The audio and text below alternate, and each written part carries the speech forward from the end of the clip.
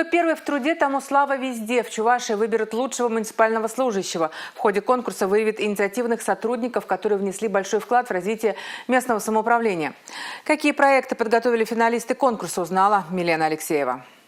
Село. Уехать нельзя остаться. Запятую ставьте сами. Большинство молодежи из сел и деревень видят свое будущее именно в городе. Ольга Иванова затронула эту тему в своем проекте «Досуг на селе», один из пунктов привлечения молодежи. Меня эта тема очень затронула, так как сейчас происходит отток молодежи из села. Хотелось бы сохранить население и улучшить ситуацию в сельском поселении, привлечь молодежь в сельскую местность.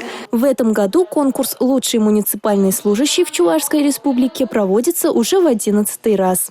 У нас в этом году 25 участников, из них 18 муниципальных служащих представляют муниципальные районы, городские округа. И в этом году у нас тоже активно участвуют вновь образованные муниципальные образования, а также 7 муниципальных служащих сельских и городских поселений.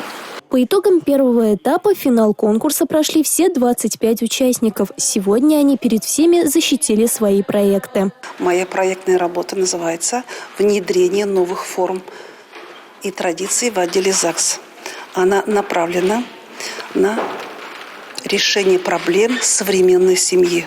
В проекте участвуют все семьи. Это полные и неполные семьи, образцовые семьи, семьи, в которых возникли проблемы, а также участвуют в реализации проекта участники, представители Союза женщин Чувашии. Я представляю свой проект. Это создание инвестиционного проекта «Туристский кластер Чувашия. Сердце Волги». Работа стояла за этим проектом много. Работа велась с 2018 года.